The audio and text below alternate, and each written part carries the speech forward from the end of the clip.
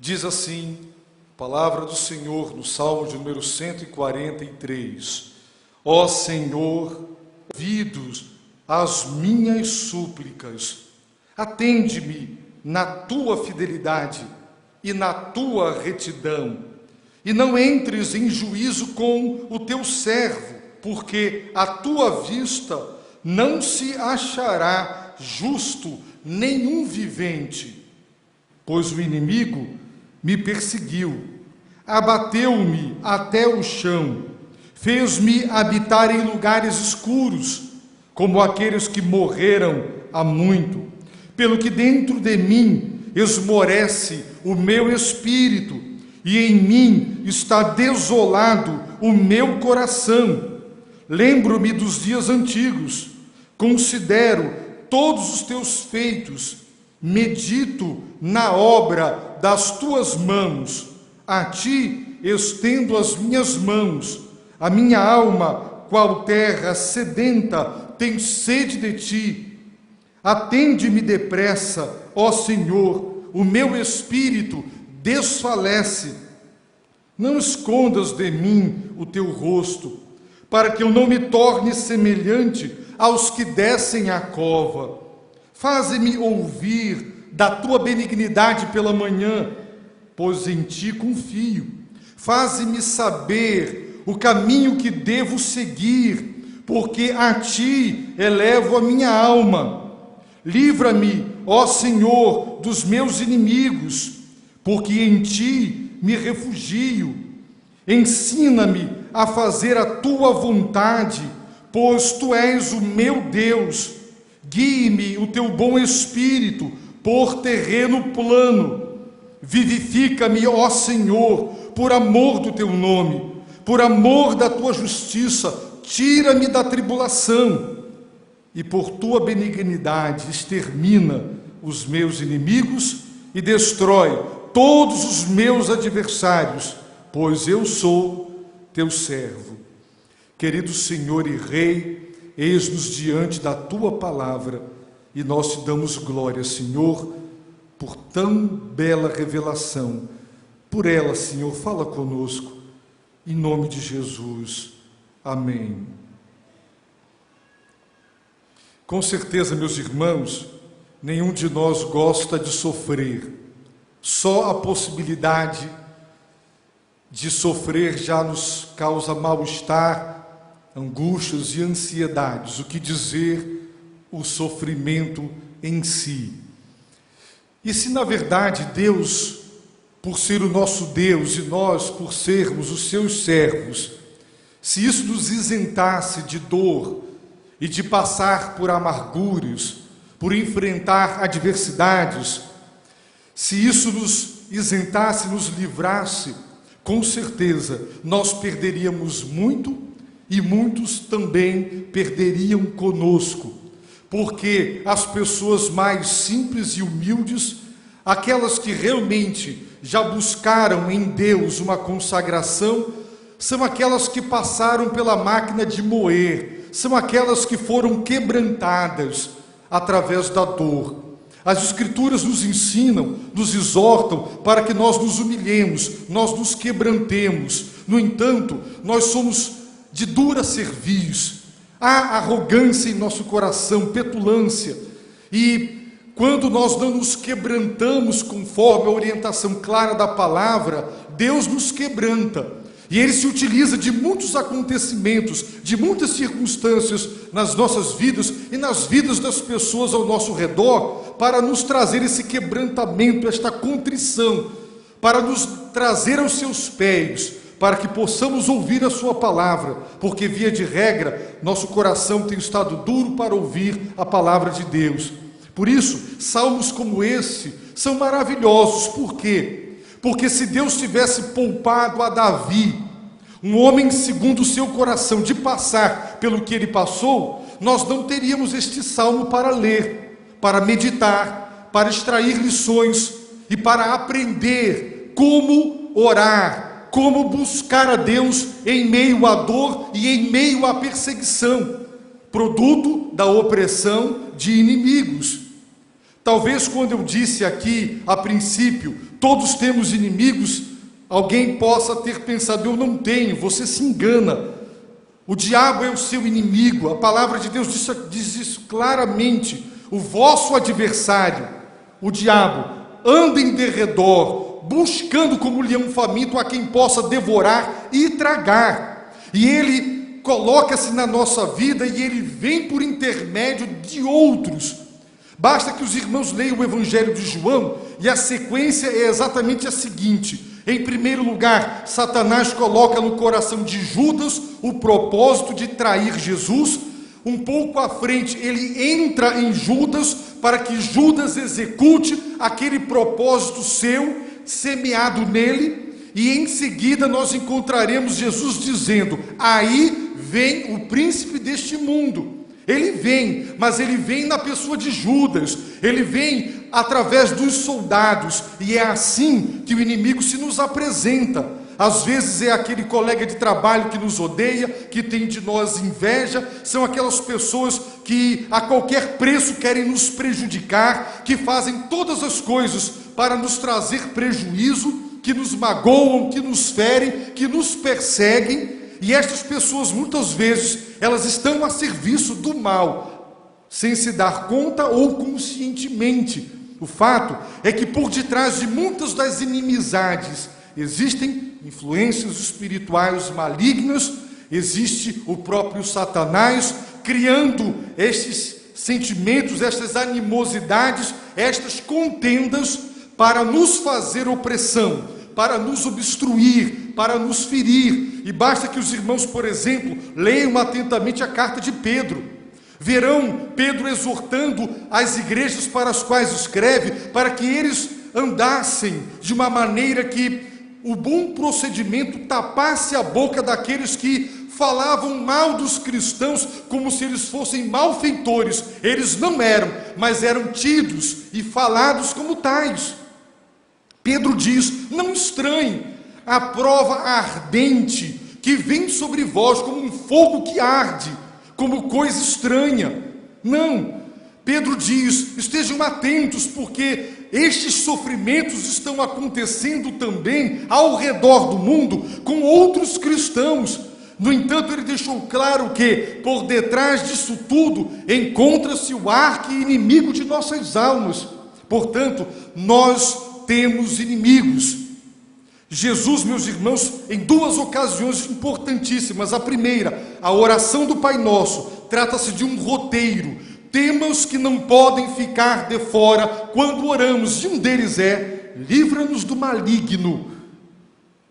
Em sua oração sumo sacerdotal, registrada no capítulo 17 de João, ele diz: Pai, eu não peço que os retires do mundo, mas que os guardes e que os livres do mal ou do maligno. Queridos, Jesus mandou vigiar e orar para não entrar em tentação. Ora, estas exortações nos foram dadas por quê? Porque temos inimigos. E esses inimigos espirituais, eles podem usar pessoas, estruturas para nos fazer oposição, para obstruir o nosso caminho, para nos prejudicar. As Escrituras são claras nesse sentido, conforme Judas foi usado para trair e atingir o Filho de Deus. Davi, meus irmãos, ele ora, porque ele está sendo cruelmente e mortalmente perseguido.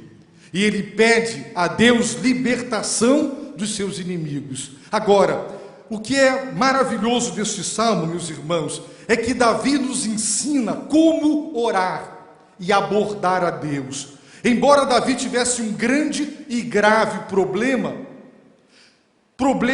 tão grave e tão grande que ele precisava urgentemente da resposta, do livramento e da intervenção de Deus, podemos, meus irmãos, aprender com Davi a maneira correta de abordar a Deus, de comparecer diante dele para suplicar o seu favor e a sua graça, a despeito da gravidade e da urgência da resposta que precisamos. Davi nos ensina, meus irmãos, neste salmo, orar.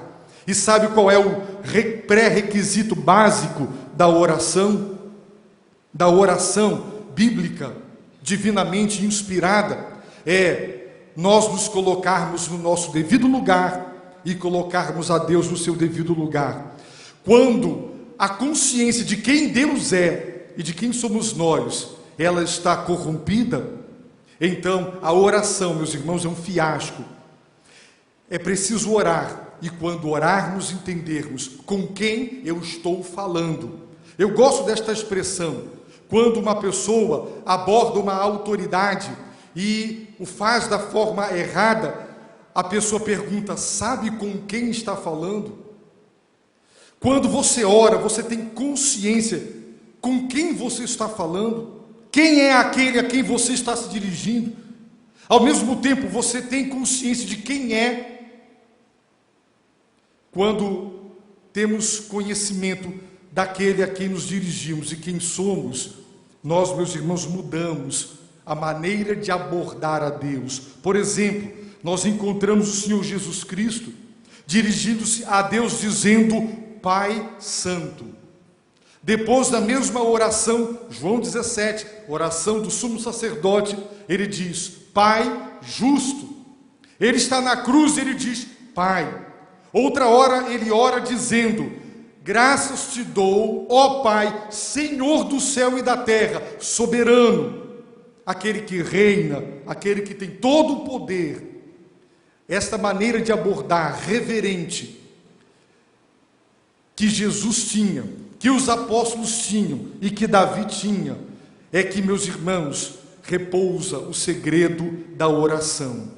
Quando nós entendemos quem Deus é e quem somos, oraremos da maneira correta. Por isso, eu começo esta pregação, em primeiro lugar, lhe perguntando: você tem vida de oração? Jesus tinha, os apóstolos tinham.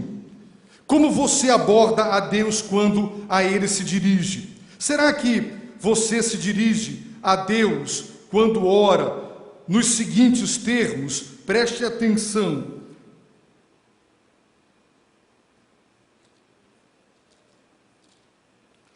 Propôs também esta parábola a uns que confiavam em si mesmos, crendo que eram justos e desprezavam os outros.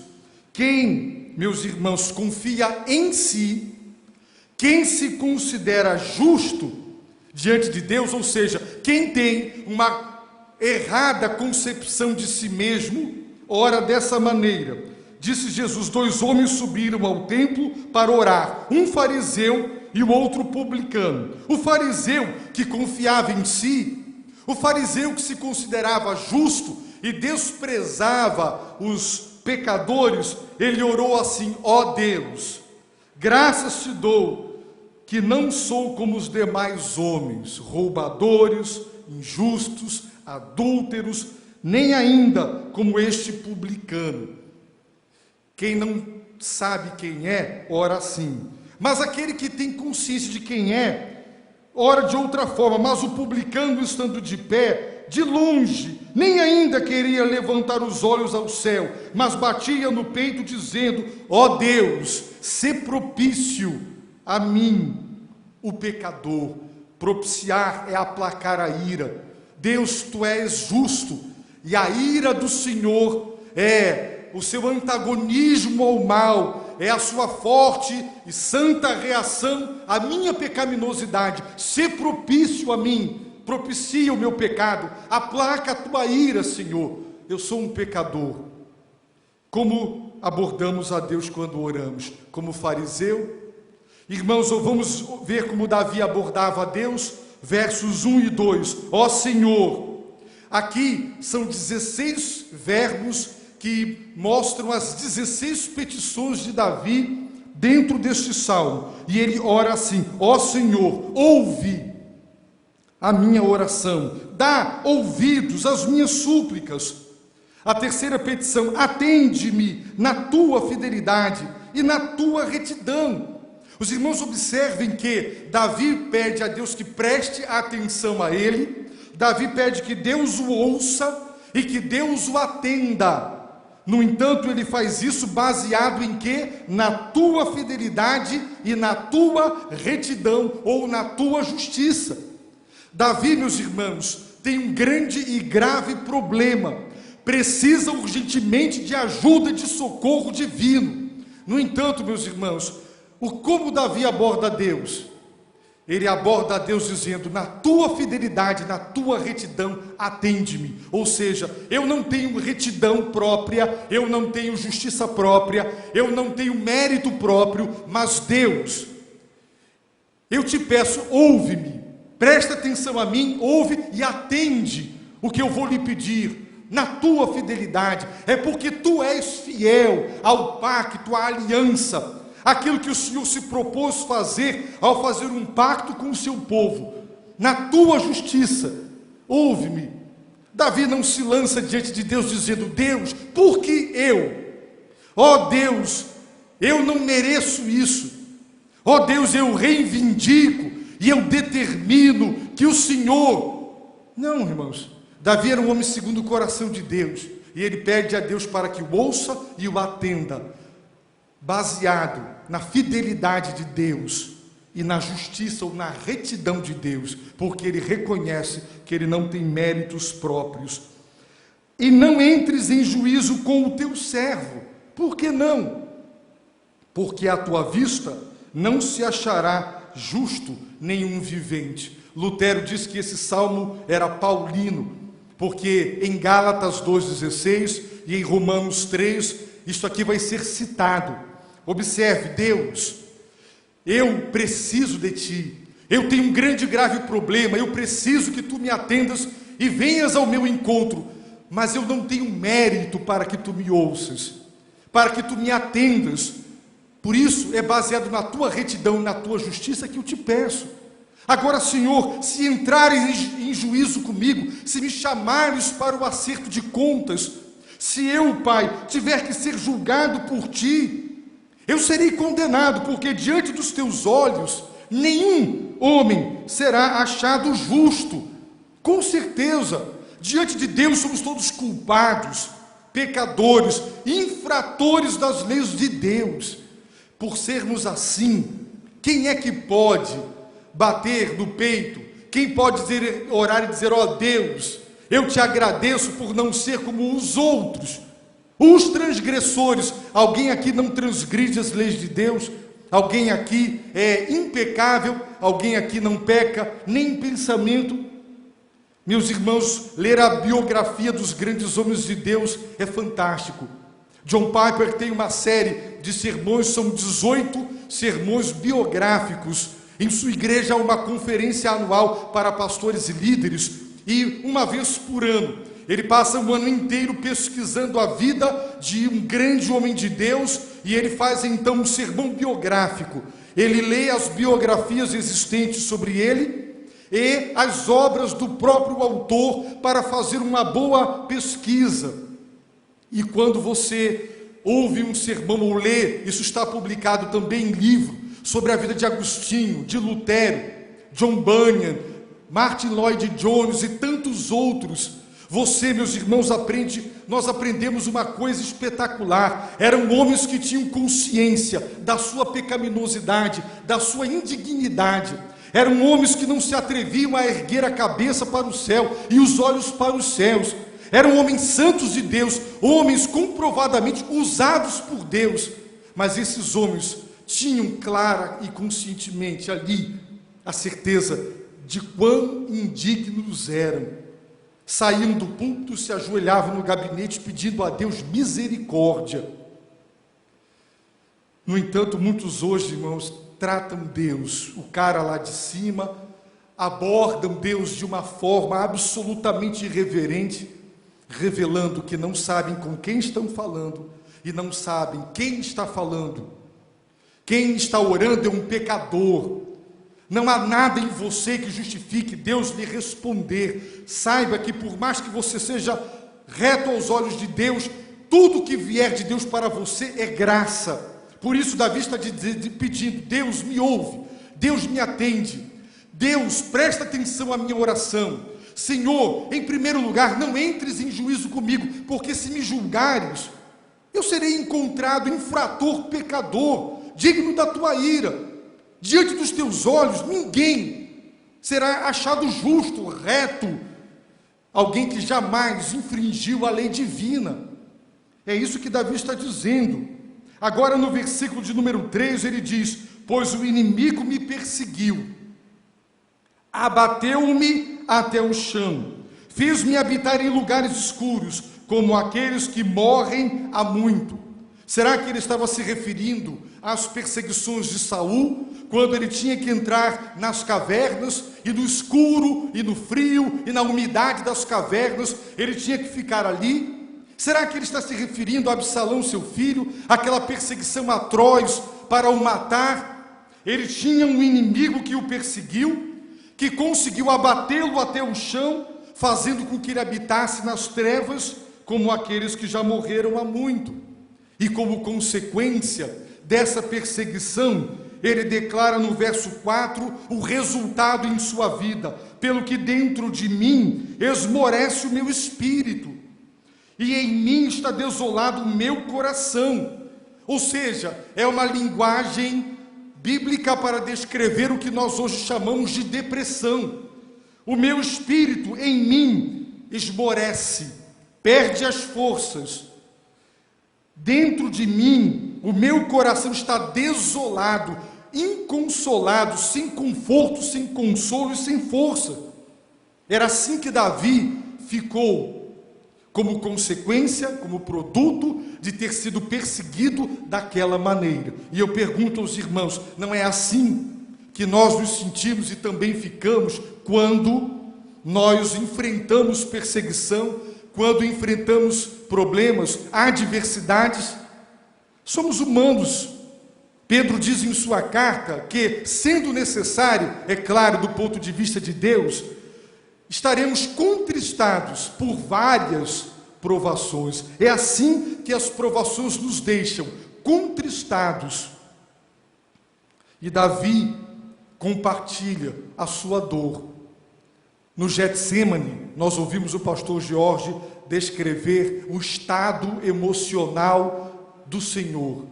A minha alma está profundamente triste a ponto de morrer. Esta declaração de Jesus sempre me impactou muito, porque eu já ouvi dizer que pessoas morrem de câncer ou de infarto e de tantas outras coisas, mas não tinha ouvido dizer que alguém é capaz de morrer de tanta tristeza. A pessoa está tão triste, aquela tristeza é tão grande, é tão profunda, que a sensação é que ela vai matar. É uma tristeza que mata, é uma dor que mata. E Jesus disse: a minha alma está profundamente triste a ponto de morrer. Se não fosse pela graça de Deus, ele teria entregue ali o Espírito no jardim do Getsêmani, porque ele suou sangue, ele já começou a derramar o seu sangue naquele jardim. Por quê? Porque Jesus estava assim, perseguido pelas autoridades. Humanamente é assim que Jesus se sentia. Eu já me sentia assim, talvez você esteja se sentindo assim. Davi, meus irmãos, buscou alguns recursos para vencer aquela depressão face à perseguição que não cessava. A primeira delas, verso 5: lembro-me dos dias antigos, considero todos os teus feitos, medito na obra das tuas mãos. Observem, lembro-me, considero, medito. Irmãos, o que Davi está dizendo? Eu recorro ao passado, a história da redenção. Deus, com o braço estendido e com mão poderosa, retirou Israel do Egito.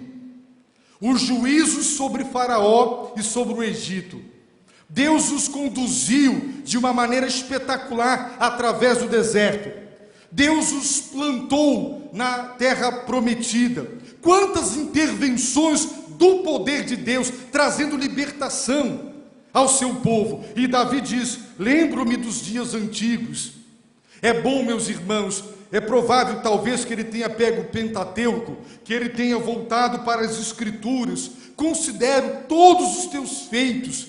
Pare para lembrar das grandes obras de Deus, as obras da criação, as obras da redenção, e medito na obra das tuas mãos. O universo é produto da obra de Deus. Ou seja, na sua depressão, no seu clamor por livramento urgente, consciente de que é pecador e indigno, de que Deus lhe conceda a graça da libertação, e deprimido como consequência da dor e do sofrimento, Davi recorre aos grandes e poderosos feitos de Deus, e é isso, meus irmãos, que nós temos que fazer: ler a palavra, ler a história da igreja, ler a história dos santos, e lembrar o quanto Deus já fez, quantas vezes, de maneira maravilhosa, miraculosa, extraordinária, Deus interviu.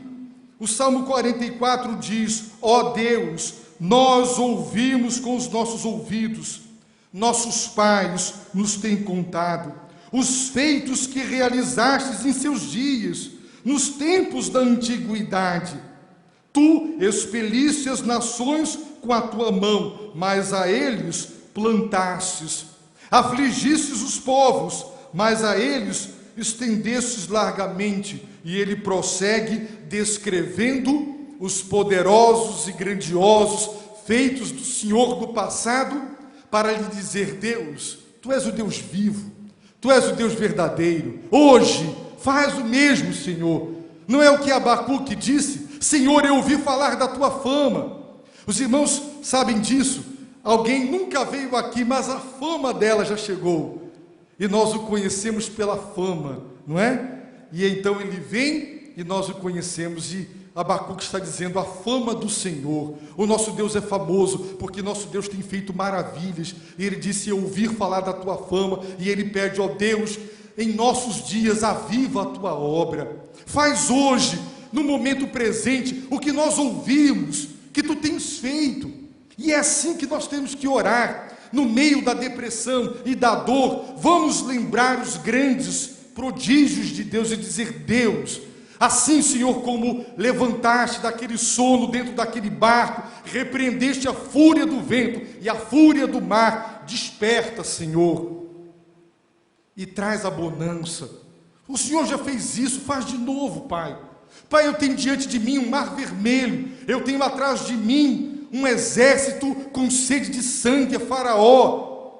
Deus, tu já abriste o mar uma vez, abre de novo. Irmãos, é relembrar os atos poderosos de Deus e dizer: Deus, eu creio que tu és o Deus vivo e verdadeiro, faz isso também hoje em minha vida. Verso 6: a ti estendo as minhas mãos, a minha alma, qual terra sedenta, tem sede de ti. Davi agora compartilha, meus irmãos, o quanto ele ansiava por Deus. Ele tem sede de Deus. Muitos de nós somos crentes demais quando temos problemas. Eu tenho testemunhado, meus irmãos, os altos e baixos, os picos e as depressões espirituais de muitos de nós.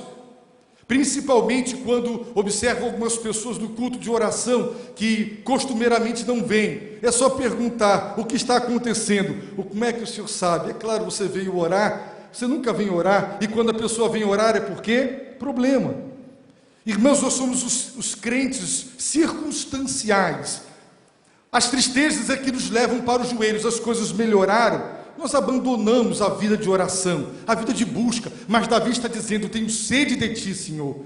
Eu tenho problemas, e eu estou pedindo que o Senhor venha me acudir, que o Senhor me ajude, mas eu tenho sede de ti. E Davi era um homem que tinha sede de Deus, independentemente, meus irmãos, de ter ou não ter problemas, de estar ou não estar passando por situações de aflição. Eu lhe pergunto, a você que é pai, a você que é mãe, se você põe farta comida na mesa e o seu filho ou a sua filha não come, lembrando que tem gente morrendo de fome, o que é que você sente?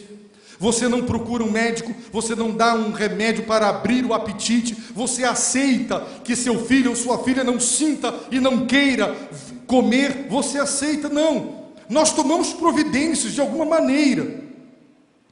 Você não toma providências quando não sente sede de Deus, não sente fome de Deus?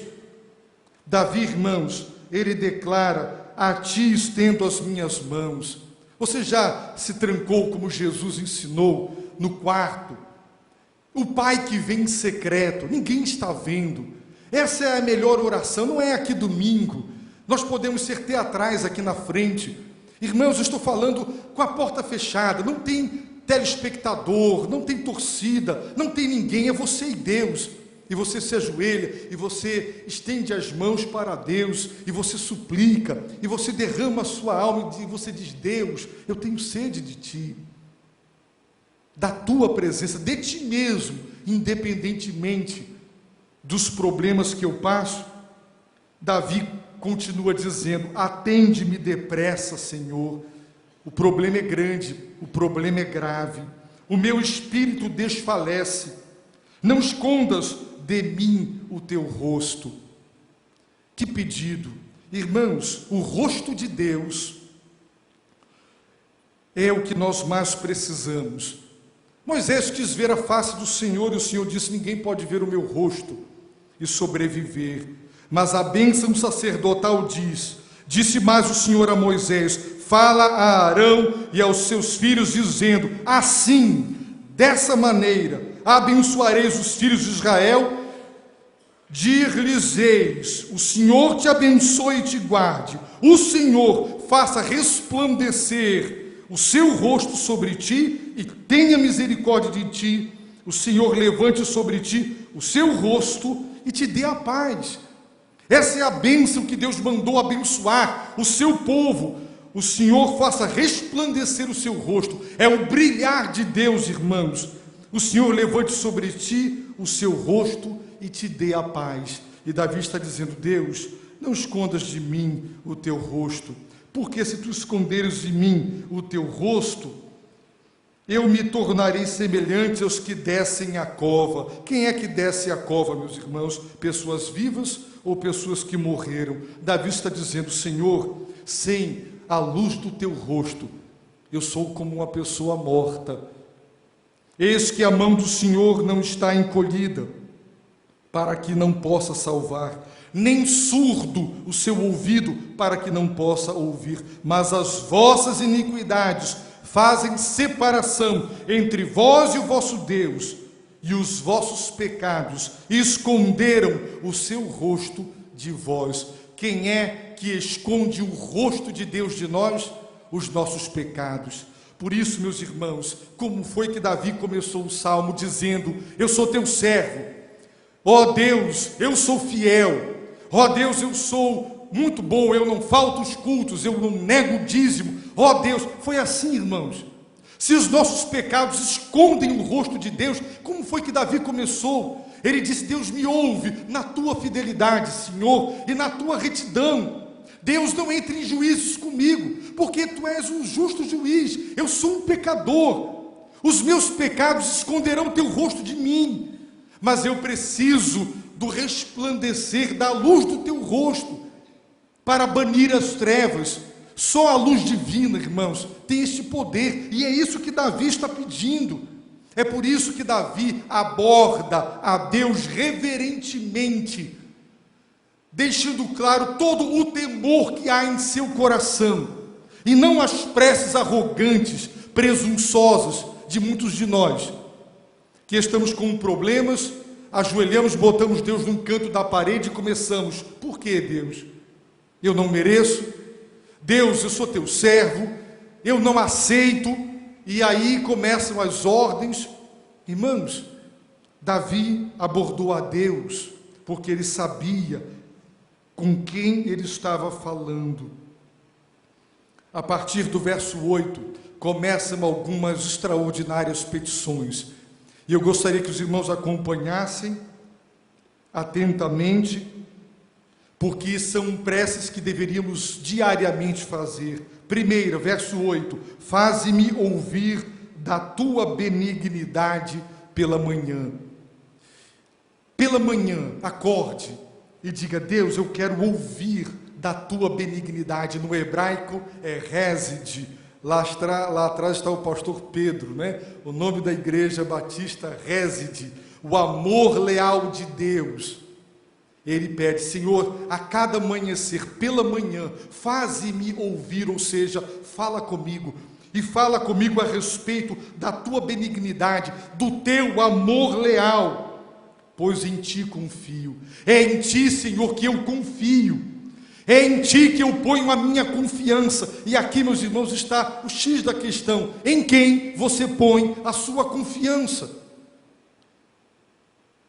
Nesses 24 anos, se Deus permitir, no final do ano de ministério, eu tenho, meus irmãos, chegado à triste conclusão que a igreja tem muitos membros ainda inconversos e irregenerados. Infelizmente, existem muitos membros de igreja que ainda não nasceram de novo e ainda não se converteram. É triste, meus irmãos, mas é verdade. Em quem você tem colocado a sua confiança? Em si mesmo, no seu talento, na sua capacidade? Irmãos, por total estupidez, houve um tempo em que eu confiava demais nos bons livros que eu tinha para pregar. Eu tinha uma boa literatura, ainda tenho, e ainda consulto e estudo, mas eu acreditava que um bom sermão era produto de uma boa pesquisa, de uma boa exegese, de um sermão homileticamente bem construído. E eu não via Deus se manifestar, porque eu confiava na capacidade dos conhecimentos adquiridos através do estudo. Então, irmãos, Deus deixa de se manifestar, as coisas não acontecem, e o pastor vai entrando em pânico, dizendo: Senhor, essa igreja vai fechar, e vai fechar na minha mão, e o meu currículo vai ficar manchado, porque as coisas estão andando para trás. Irmãos, temos que pôr a nossa confiança em Deus. Você confia em quê? Nos seus recursos? Tem muita gente que confia em bens materiais, está calcando a sua vida naquilo que tem, naquilo que possui. Está como aquele homem que disse: eu terei agora uma grande colheita, eu já tenho celeiros amplos e eu vou derrubá-los e construirei outros ainda mais amplos, e eu vou dizer a mim mesmo agora, com essa poupança, com tanto investimento, com dinheiro suficiente para o resto da vida, eu direi: come, bebe e folga. E Deus diz: louco, estúpido, essa noite Deus vai te chamar para o acerto de contas, e tudo que você tem, quem vai levar, quem vai gastar, quem vai usufruir? Que loucura, meus irmãos, confiar na riqueza, confiar em bens. Irmãos, em quem você confia? Davi está dizendo: Deus, faze-me ouvir, eu quero ouvir. Queridos, o Espírito Santo de Deus habita em nós. A palavra de Deus é a palavra da vida, porque Deus é vivo. Jesus disse: as minhas palavras são espírito e são vida. A Bíblia não é um livro morto, é o livro do Deus vivo e verdadeiro. E Jesus disse: vocês erram porque vocês desconhecem o poder de Deus, e vocês desconhecem que o Deus de Abraão, Isaque e Jacó é Deus vivo. Deus fala. Quem não ouve a voz de Deus, irmãos, quem não ouve a voz do Espírito Santo quando lê a palavra, alguma coisa de muito errado está na vida. Faze-me ouvir, se ajoelhe e diga: Deus, fale comigo. A cada amanhecer eu quero ouvir falar da tua benignidade, do teu amor leal, porque Deus, eu confio em ti.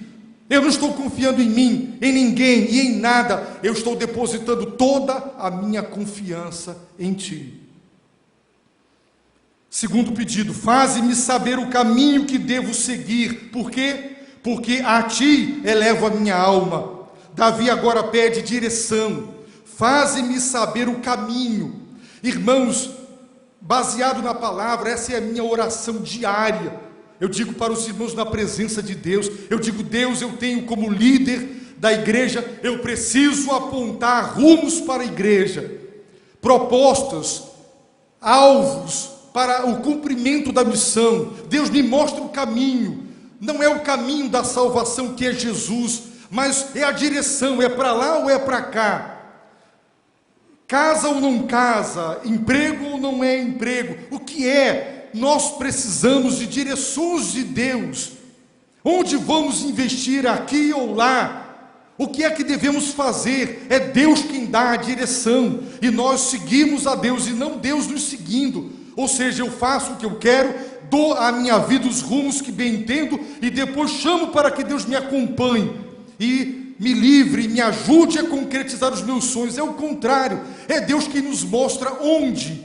E nós vamos seguir a determinação de Deus. É orar, irmãos, e é dizer: Deus, faze-me saber, ou seja, revela-me o caminho que devo seguir. Quando nós não consultamos a Deus qual é o caminho, a decisão certa, o que devemos fazer, irmãos, ficamos para lá e para cá, para lá e para cá. A nossa vida não dá certo, porque nós estamos determinando os rumos da nossa própria vida. E Davi está dizendo isso: faze-me saber. Quando os irmãos me convidaram para vir para Manaus, e eu estava no Rio, essa foi a minha oração: Deus, faze-me saber o caminho. É o caminho do Amazonas ou é aqui mesmo? Onde é? Nós temos que pedir a Deus direção. Por quê? Davi pede direção porque a ti elevo a minha alma. Ele adora a Deus, ele eleva a sua alma. Isso, meus irmãos, é adoração. O outro pedido, verso 9: livra-me, ó Senhor, dos meus inimigos. Por quê? Porque em ti é que eu me refugio. Satanás só não nos destrói, só não nos engole vivo, porque Deus não permite, irmãos. Ele odeia a Deus, ele odeia o povo de Deus.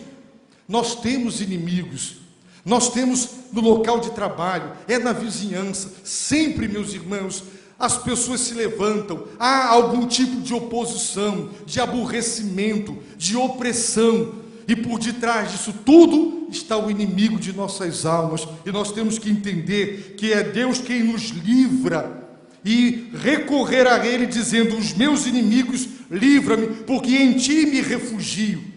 Onde você se refugia? Ora, Davi se refugiou numa caverna, para se livrar de Saul, mas ele disse: Deus, o que esta caverna representa para mim, é o que o Senhor é, o meu refúgio. Onde eu me escondo?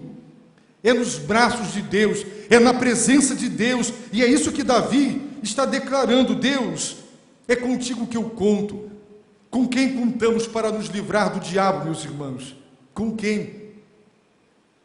Nós oramos todos os dias dizendo: livra-me da tentação, ou dizemos: Senhor, deixa vir, eu sou forte, eu encaro, e eu saio vitorioso. Alguém aqui, irmãos, se não ora assim, também não ora pedindo livramento, talvez porque pressupõe que é capaz de enfrentar as tentações da vida. Quem é, meus irmãos? Nenhum de nós é. Somos todos pecadores. E todos os que nos julgamos espirituais demais, são aqueles que mais caem. E quando caem, vão levando muitos consigo. Nós temos que estar o tempo todo pedindo, irmãos, a misericórdia do Senhor. Ensina-me a fazer a tua vontade. Irmãos, a vontade de Deus é clara ou é obscura? E esta é a vontade de Deus: que vos abstenhais da imoralidade, que cada um saiba possuir o seu vaso, ou o seu corpo, ou a sua esposa, dependendo da interpretação da palavra vaso, em santidade e honra. Por quê? Porque quem engana, quem ilude, quem defrauda o seu irmão nestas questões, o Senhor é vingador. Deus não nos chamou para a impureza, mas para a santidade. Então, a vontade de Deus qual é? É difícil de saber. Deus quer que eu seja um adorador? Claro. Deus quer que eu seja integrado na igreja? Claro. Que eu sirva em um ministério? Claro. É preciso perguntar a Deus se Ele quer que eu sirva? Não precisa fazer pergunta tola. Não precisa perder tempo. Nas Escrituras a vontade de Deus está revelada, e Ele está simplesmente pedindo o quê? Que Deus lhe mostre, ou que Deus o ensine a fazer. É o que nós precisamos, aprender a fazer o querer de Deus e não o nosso. Mas nós somos teimosos, não é verdade? Nós teimamos e não aprendemos a fazer a vontade de Deus. Mas o Senhor Jesus Cristo, Ele para nós é um exemplo, porque Ele fazia a vontade do Pai e não a sua própria. Ensina-me a fazer a tua vontade. Eu a conheço, Senhor. Me ensina a ser obediente, pois Tu és o meu Deus. É a vontade de Deus, do nosso Deus, que deve ser obedecida. Mais um pedido: guie-me o Teu bom Espírito por terreno plano. Irmãos, um terreno acidentado, de altos e baixos, com buracos, É claro que nós teremos mais probabilidade de cair, tropeçar, rasgar pneu. Um terreno plano, você anda tranquilo. E é isso que ele está dizendo: eu quero ser guiado pelo teu bom espírito por um terreno plano. Deus me livra dos acidentes, dos buracos e dos tropeços. Por isso Paulo diz: andai pelo Espírito, e vocês não irão saciar os desejos pecaminosos da carne. Agora ele pede avivamento. Vivifica-me, ó Senhor, por amor do teu nome. Isso é avivamento. Vivifica-me. Irmãos, um homem ou uma mulher no CTI, em coma induzida, com muitos aparelhos, ela está morta ou ela está viva? Ela está viva. Proporcionalmente ela tem pouca vida, mas ela está viva, não está? Tanto quanto eu. Avivar é dar vida, é aquilo que já está vivo, mas está moribundo, está quase morrendo. Irmãos, a igreja, e muitos de nós chegamos a um estado espiritual de quase morte, e Davi está pedindo: vivifica-me, aviva-me, por amor do teu nome. Não tenho mérito para que o teu Espírito me visite, por amor da tua justiça, tira-me da tribulação. Davi não exige: tira-me, por amor da tua justiça, Senhor. E por último, verso 12: e por tua benignidade, extermina os meus inimigos, e destrói todos os meus adversários, pois eu sou teu servo.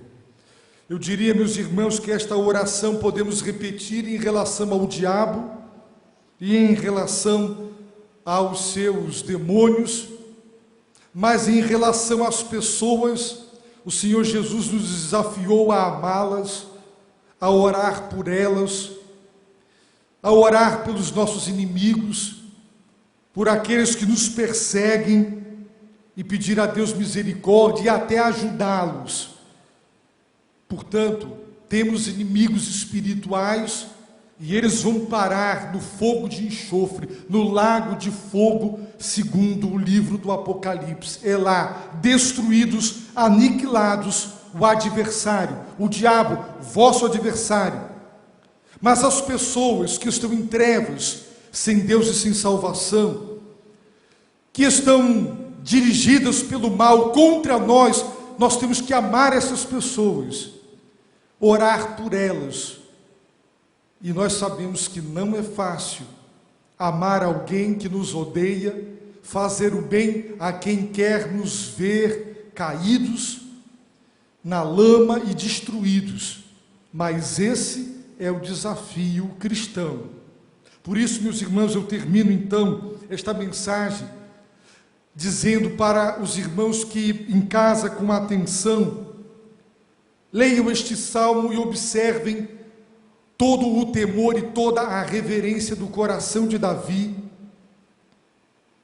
para abordar a Deus. Observem que todo o pedido de Davi está fundamentado na justiça, na bondade, na benignidade, na misericórdia, na fidelidade de Deus. Ele não se julga digno, em condições de exigir. Ele se humilha, ele pede, ele reconhece que é pecador, e ele suplica a graça, a intervenção, a manifestação de Deus.